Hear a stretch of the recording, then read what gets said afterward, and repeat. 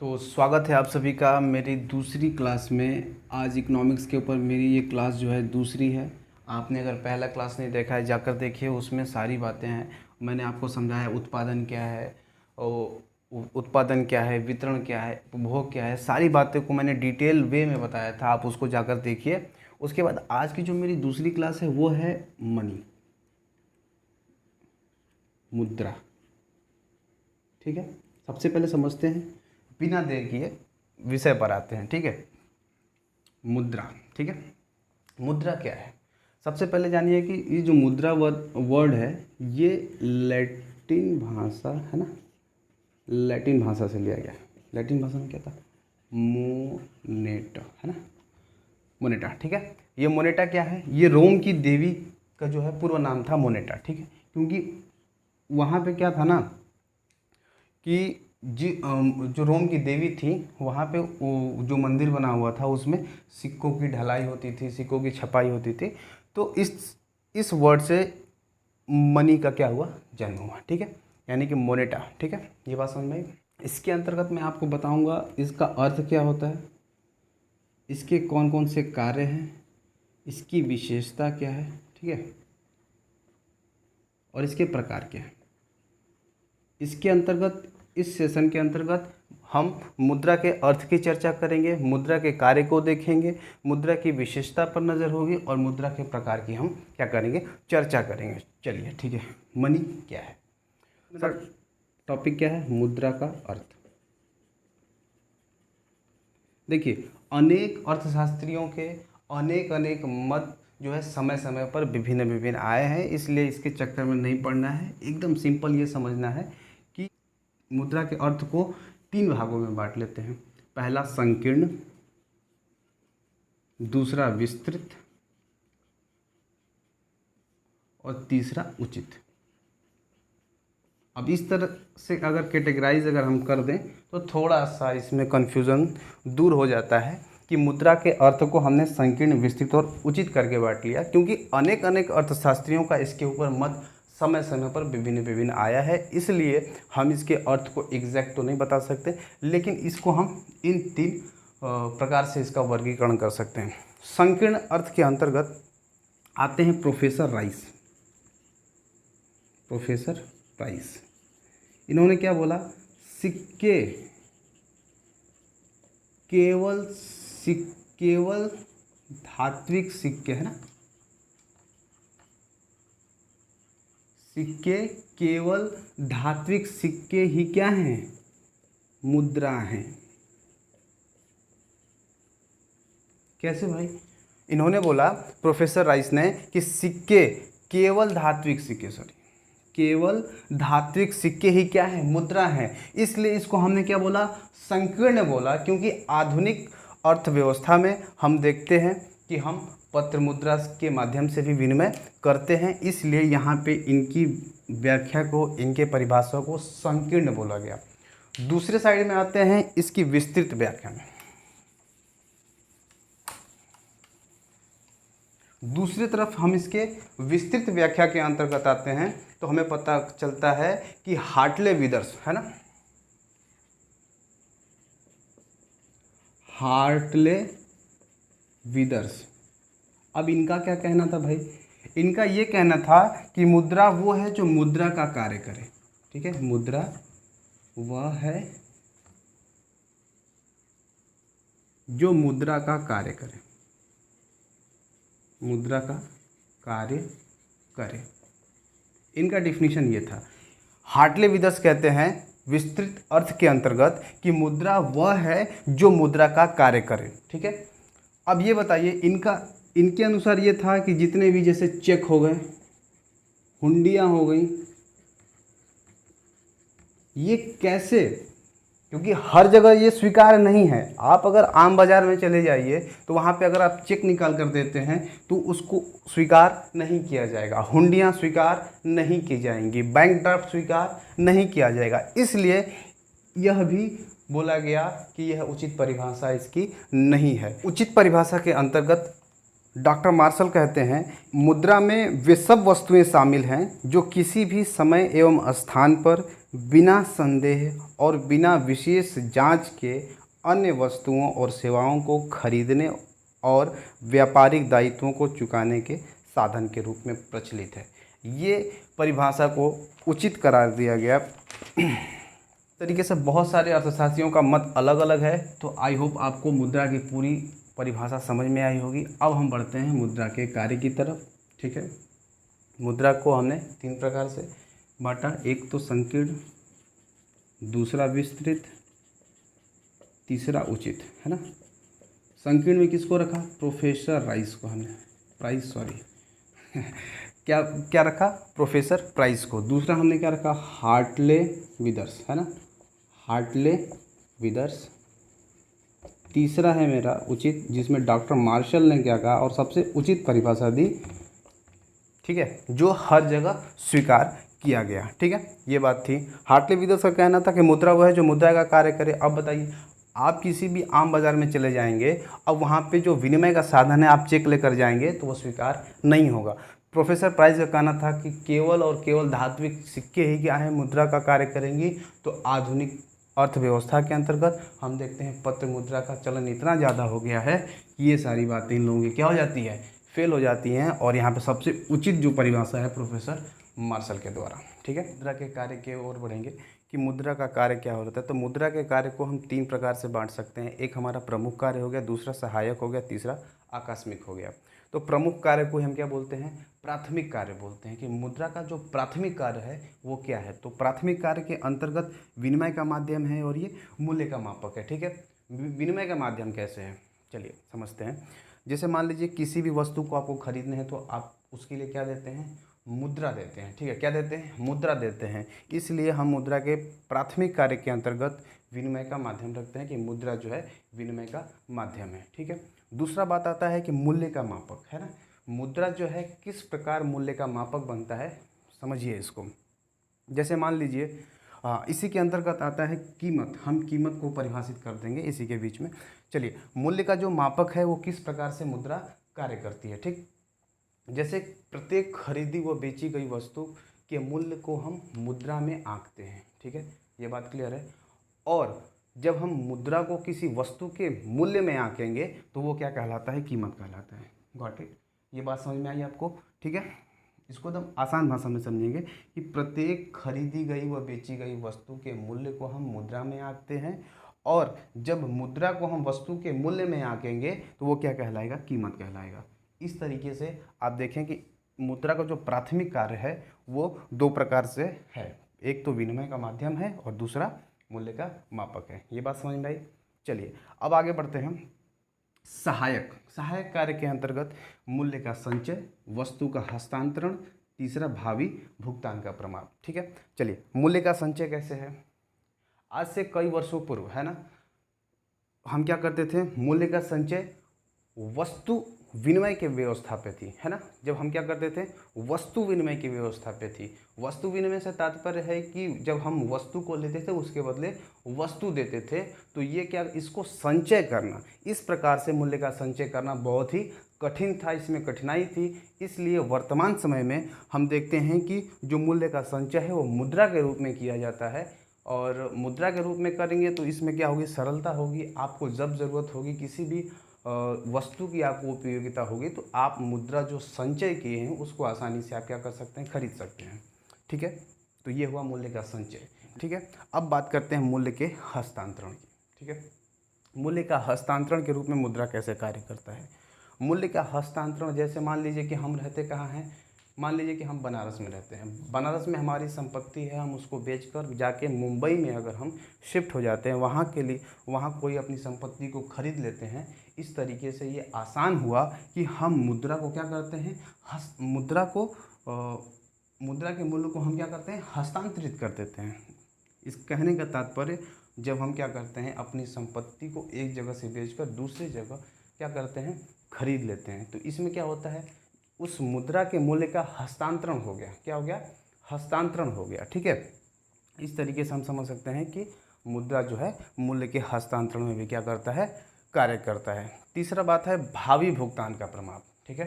जैसे मान लीजिए आजकल के जितने भी व्यवसायिक कार्य हो रहे हैं, व्यापारिक कार्य हो रहे हैं, वो सब क्या हो रहे हैं, उधार पे हो रहे हैं। उनका लेन देन कैसा हो रहा है, उधार पर हो रहा है। किस पे हो रहा है, उधार पर हो रहा है। तो इसके अंतर्गत एक बात आती है ब्याज, ठीक है। क्या आती है, ब्याज। अब मान लीजिए कि कोई भी व्यवसाय जो है, व्यापारिक व्यवसाय क्या हो रहा है उधार पर चल रहा है, ठीक है। तो उसको जब मैं भविष्य में क्या करूँगा, ठीक है, भावी का मतलब क्या होता है, भविष्य में, ठीक है। भावी भुगतान, भविष्य में जब उसका वो भुगतान करेगा तो उसके लिए वो क्या देगा, ब्याज देगा। क्या देगा, ब्याज देगा। तो इस ब्याज के रूप में हम क्या कहेंगे कि ये जो मेरा भावी भुगतान करेगा, जो भी लेनदार है वो क्या करेगा, भावी भुगतान करेगा। इस तरह कहेंगे, मुद्रा का कार्य कहेंगे, ठीक है। ये रही बात सहायक कार्य के अंतर्गत। तीसरा टॉपिक आता है और महत्वपूर्ण है कि आकस्मिक कार्य क्या होता है, ठीक है। आकस्मिक कार्य के अंतर्गत पहला है वितरण का आधार। क्या है, वितरण का आधार, ठीक है। दूसरा क्या है, साख का आधार। तीसरा है उपभोक्ता को अधिकतम संतुष्टि, पूंजी एवं धन के उत्पादन का गुण, ठीक है। सबसे पहले हम इसमें समझा दें साख का आधार क्या होता है। चलिए, आकस्मिक कार्य के अंतर्गत मुद्रा का जो मेन फंक्शन है, मेन कार्य है, वो क्या है, साख का आधार। जैसे हमारी गवर्नमेंट कहती है कि आपको क्या बेचना है, पकौड़े बेचना है। तो पकौड़े बेचने के लिए वो आपके लिए किस प्रकार की व्यवस्था करेगा, वो आपके लिए साख का निर्माण करेगा कि आप छोटे उद्यमी हैं, लघु कुटीर उद्योग आपको क्या करना है, लघु उद्योग कुटीर उद्योग में जाना है, तो आपके लिए वो किस प्रकार की व्यवस्था करेगा, साख की व्यवस्था करेगा। यानी कि वो क्या देगा, आपको ऋण देगा, मुद्रा देगा। तो वो क्या हो गया, मेरा साख का आधार हो गया। ये बात समझ में आई। दूसरा बात आता है यह वितरण का आधार है, ठीक है। आकस्मिक कार्य के अंतर्गत यह क्या है, वितरण का आधार है। वितरण का आप जानते हैं इसको क्या बोल रहे हैं, डिस्ट्रीब्यूशन, है ना, डिस्ट्रीब्यूशन। अगर आपको वितरण नहीं समझ में आ रहा है तो इससे पहले की क्लास में आप देखेंगे, वितरण को मैंने अच्छी तरीके से वहाँ पे डिफाइन किया है, ठीक है। आगे बात आती है पूंजी एवं धन के उत्पादन का गुण, ठीक है। पूंजी एवं धन के उत्पादन का गुण क्या है, मुद्रा का कार्य है, ठीक है। मुद्रा का कार्य क्या है, पूंजी एवं धन के उत्पादन करता है। जैसे मान लीजिए आपके पास कोई पूंजी है, उसको आप नवीन उद्योग में लगा दिए, किसी बिजनेस में लगा दिए, तो वो क्या करता है, वहाँ से आपको लाभ देता है। क्या देता है, यानी कि वो जो कम पूंजी आपके पास है वो अधिक पूंजी की ओर बढ़ती है। ज़्यादा पूंजी आप उससे जनरेट कर लेते हैं। किस चीज़ से, मुद्रा के बदौलत। मान लीजिए कि आपके पास ये मुद्रा पूंजी के रूप में है ना, पूंजी के रूप में अगर कोई मुद्रा को आप क्या करते हैं, किसी नवीन उद्योग में या लाभकारी उद्योग में लगाते हैं, तो वो क्या करता है, इस पूंजी को मान लीजिए डबल कर देगा, थ्राइस कर देगा, है ना। तो कहने का मतलब ये क्या हो गया, पूंजी और धन का भी उत्पादन ये मुद्रा हमारा करता है, ठीक है। और अंतिम पॉइंट है उपभोक्ता को अधिकतम संतुष्टि प्रदान करता है। इसको समझने के लिए आपके लिए मैं अच्छे तरीके से इसको समझाऊंगा कि उपभोक्ता को अधिकतम संतुष्टि कैसे प्रदान होगी, ठीक है। चलिए,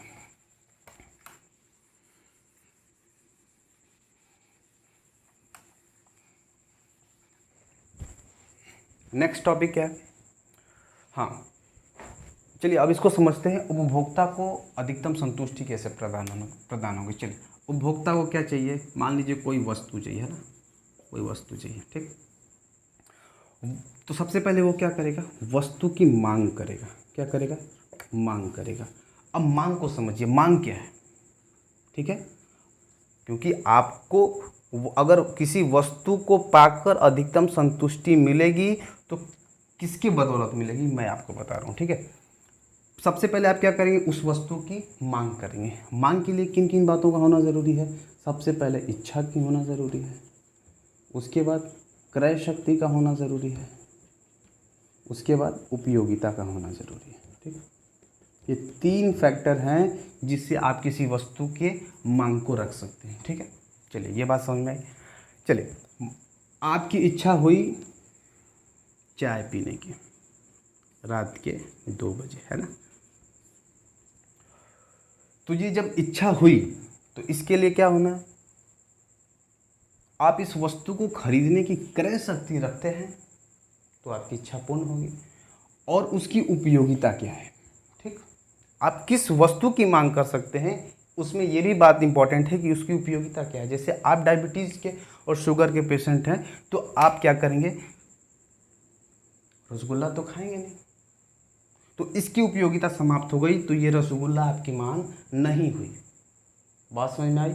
ठीक है, ये बात थी, यानी कि मांग के लिए उपयोगिता का होना भी ज़रूरी है। चलो अब आगे बात करते हैं कि आपने वस्तु की मांग की, मांग के लिए इच्छा, क्रय शक्ति और उपयोगिता की ज़रूरत हुई, और यही क्रय शक्ति दर्शाती है कि अगर उपभोक्ता को अधिकतम संतुष्टि चाहिए तो उसके पास क्या होना चाहिए, मुद्रा, और यही मुद्रा के कार्य के अंतर्गत उपभोक्ता की अधिक संतुष्टि होती है। बात क्लियर है? चलिए अगला जो मेरा टॉपिक है वो है मुद्रा के प्रकार। ठीक है, क्या है, मुद्रा के प्रकार।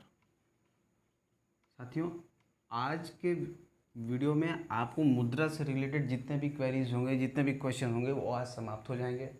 मैं इसकी पूर्ण क्या देता हूँ, गारंटी देता हूँ। ठीक है, चलो मुद्रा के प्रकार के अंतर्गत हम देखते हैं कि मुद्रा को हम दो प्रकार से बांट सकते हैं, एक प्रकृति के आधार पर, है ना, और एक वैधानिकता के आधार पर। ठीक है, वैधानिकता के आधार पर। ठीक है,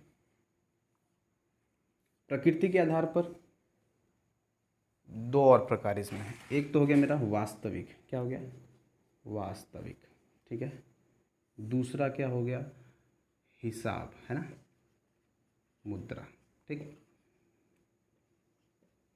जब हम मुद्रा के प्रकार को पढ़ रहे हैं, इसके अंतर्गत प्रकृति के आधार पर हम इसका वर्गीकरण करेंगे और वैधानिकता के आधार पर इसका हम वर्गीकरण करेंगे। ठीक, तो प्रकृति के आधार पर इसके दो प्रकार हैं, एक हो गया हमारा वास्तविक मुद्रा, दूसरा हो गया मेरा हिसाबी मुद्रा। ठीक है, हिसाबी मुद्रा के अंतर्गत हम समझेंगे कि हिसाबी मुद्रा के अंतर्गत वो सारे हिसाब किताब रखे जाते हैं, इसमें ऋण की मात्रा तय की जाती है, इसमें क्रय शक्ति को दर्शाया जाता है, तो ये हो गया मेरा हिसाबी मुद्रा। ठीक है, इसके और कोई प्रकार नहीं है। समझिए फिर से, हिसाबी मुद्रा जो है प्रकृति के आधार पर इसका वर्गीकरण किया गया है, और इसके अंतर्गत वो सारे हिसाब किताब आते हैं, और जो मुद्रा का हिसाब किताब है वो होता है, और इसके अंतर्गत ऋण की मात्रा तय की जाती है, क्रय शक्ति को तय की जाती है या व्यक्त की जाती है। ठीक है, ये था हिसाबी मुद्रा। ठीक है, अब आगे बात करते हैं वास्तविक मुद्रा की, है ना। वास्तविक मुद्रा क्या है, वास्तविक मुद्रा है, वास्तविक मुद्रा के अंतर्गत एक होती है धातु मुद्रा, और एक होता है पत्र मुद्रा। ठीक है, एक होता है पत्र मुद्रा और एक होता है धातु मुद्रा। ठीक है, के अंतर्गत एक क्या हो गया, प्रमाणिक सिक्का हो गया और एक सांकेतिक सिक्का हो गया। ठीक है, पत्र मुद्रा के अंतर्गत क्या आता है, पत्र मुद्रा जो पत्र है ना, पत्र मुद्रा के अंतर्गत क्या आता है, पत्र मुद्रा के अंतर्गत आपको एक आता है प्रतिनिधि पत्र मुद्रा। ठीक है, क्या आता है, प्रतिनिधि, है ना, क्या आता है, प्रतिनिधि मुद्रा। ठीक है, दूसरा क्या आता है, परिवर्तनशील पत्र मुद्रा। ठीक है, परिवर्तनशील पत्र मुद्रा। तीसरा आता है अपरिवर्तनशील, क्या आता है, अपरिवर्तनशील पत्र मुद्रा। ठीक है, ये रही बात, प्रकृति के आधार पर हमने इसका वर्गीकरण कर दिया वास्तविक और हिसाबी मुद्रा के अंतर्गत। हिसाबी मुद्रा के अंतर्गत अब मैंने बताया हिसाब किताब का लेखा जोखा होता है, इसमें ऋण की मात्रा तय की जाती है, क्रय शक्ति भी इसी में व्यक्त किया जाता है। वास्तविक पत्र मुद्रा क्या है, ठीक है, सॉरी, वास्तविक मुद्रा क्या है, वास्तविक मुद्रा जो है इसको दो भागों में हम बांटते हैं, जैसे धातु मुद्रा हो गया और पत्र मुद्रा। यानी कि जो आपके प्रमाणिक सिक्के हैं, जो सांकेतिक सिक्के हैं, वो किस में आ गए, धातु मुद्रा में आ गए। पत्र मुद्रा के अंतर्गत प्रतिनिधि पत्र मुद्रा, परिवर्तनशील पत्र मुद्रा और अपरिवर्तनशील पत्र मुद्रा। ठीक है, ये हो गया आपको प्रकृति के आधार पर। आइए चलते हैं वैधानिकता को समझने। वैधानिक मुद्रा के अंतर्गत एक होता है विधिग्राह्य। ठीक है, क्या होता है, विधिग्राह्य। ठीक है, विधिग्राह्य मुद्रा होता है, और एक होता है साख मुद्रा। क्या होता है, साख मुद्रा। ठीक है, समझिए इसको, एक होता है विधिग्राह्य मुद्रा, हम अब वैधानिकता की बात कर रहे हैं, वैधानिकता पे के आधार पर इसका वर्गीकरण कर रहे हैं। एक हो गया विधिग्राह्य, एक हो गया साख मुद्रा। ठीक है, विधिग्राह्य के अंतर्गत आता है सीमित और असीमित। ठीक है, सीमित विधिग्राह्य और आता है असीमित विधिग्राह्य। ग्राह्य, ठीक है, असीमित विधि ग्राह्य, ठीक। ये हो गया मेरा ग्राह्य मुद्रा के अंतर्गत हमने क्या किया, इसका वर्गीकरण कर दिया। इसका के आधार पर दो बातें, पहला शाख मुद्रा, दूसरा विधि ग्राह्य, है ना, विधि के जो द्वारा एक्सेप्ट किया जाता है, ठीक है, विधि ग्राह्य मुद्रा, ठीक है। विधि ग्राह्य के अंतर्गत क्या आता है, इसमें दो बातें, एक तो सीमित हो गई, दूसरी असीमित, इसको समझना मुश्किल नहीं है, ठीक है। एक सीमित हो गई और एक असीमित विधि ग्राह्य मुद्रा, ठीक है।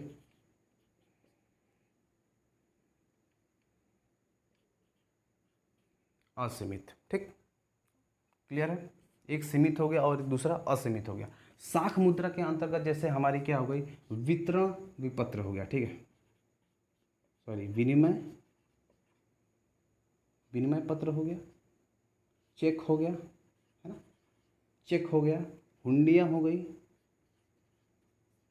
ठीक है, हुंडियाँ हो गई, विनिमय पत्र, चेक, हुंडियाँ, ये सारी चीज़ें किस में आती है, शाख मुद्रा के अंतर्गत आती हैं। ये सारी चीज़ें किस में आती हैं, शाख मुद्रा के अंतर्गत। एक होता है प्रतिज्ञा पत्र, ठीक है, क्या होता है, प्रतिज्ञा पत्र, लिख के दे दिए, वो तुम्हारी मुद्रा हो गई, ठीक है। एक और बात इसमें आता है बैंक ड्राफ्ट, ठीक है, बैंक ड्राफ्ट, ओके।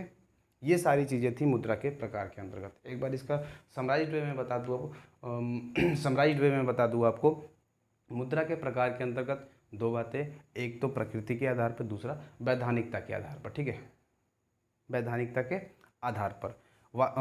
प्रकृति के आधार पर हमने दो बातों का उल्लेख किया, एक तो वास्तविक हो गया, दूसरा मेरा पत्र मुद्रा, ठीक है। वैधानिकता के आधार पर भी दो बातें, विधि ग्राह्य और शाख मुद्रा। विधि ग्राह्य के अंतर्गत सीमित और असीमित, और शाख के अंतर्गत प्रतिज्ञा पत्र होती है, विनिमय पत्र होता है, चेक होती है, हुंडियाँ होती हैं और बैंक ड्राफ्ट होता है। ये आपकी सारी बातें किसकी थी, मुद्रा के प्रकार की बातें थी, ठीक है। आई होप आपको भी ये भी समझ में आया होगा।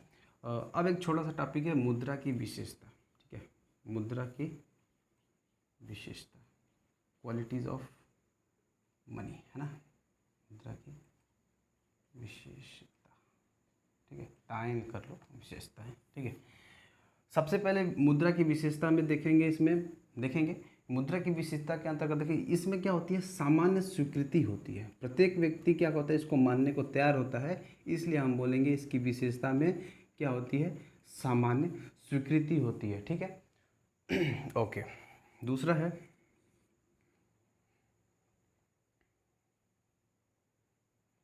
है इसका, दूसरा है नगण्य लागत। इसके उत्पादन में क्या होता है, नगण्य लागत होती है, मतलब उसके ऊपर जो व्यय होता है वो क्या होता है, एकदम शून्य के बराबर होता है। तीसरा क्या होता है मुद्रा की विशेषता, कि मुद्रा जो है विनिमय का साधन है, मुद्रा के द्वारा विनिमय होता है, ठीक है, मुद्रा के द्वारा क्या होता है, विनिमय, ये भी इसकी क्या है, विशेषता है, ठीक है। क्या होता है, मुद्रा के द्वारा इसका क्या होता है, विनिमय होता है, ठीक है। नेक्स्ट है हमारा, इसमें प्रतिस्थापन तत्व का अभाव होता है, ठीक है। इसमें क्या होता है, प्रतिस्थापन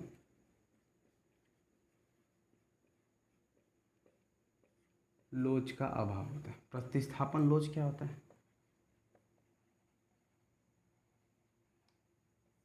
प्रतिस्थापन लोच का अभाव इस तरीके से समझ सकते हैं, जैसे मान लीजिए कि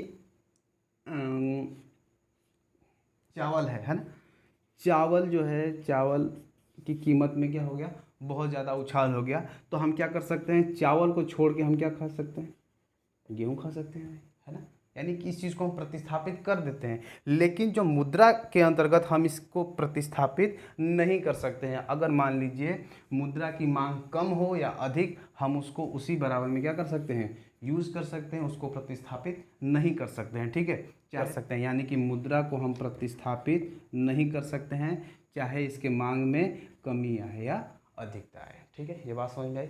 यानी कि प्रतिस्थापन लोच का इसमें क्या होता है, अभाव होता है। और अब एक लास्ट टॉपिक है विशेषता में इसके,